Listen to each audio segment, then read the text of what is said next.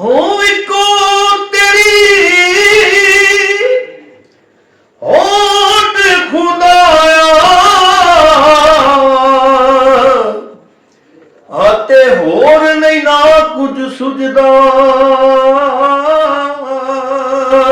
ਵਾਹ ਹੋ ਜਿਸ ਦੀਵੇ ਨੂੰ ਤੂੰ ਆਪੇ ਹੀ ਬਾਲੇ, ਹੋ ਨਹੀਂ ਕਿਸੇ ਤੋਂ ਬੁਝਦਾ।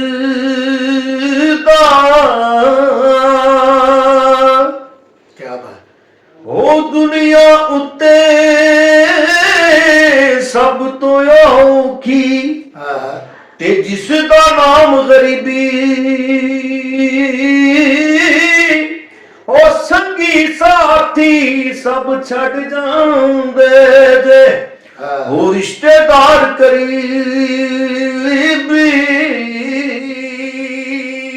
ਵਾਹ ਵਾਹ ਇਹ ਦੁਨੀਆ ਏ ਮੁਸਾਫਿਰ ਖਾਨਾ,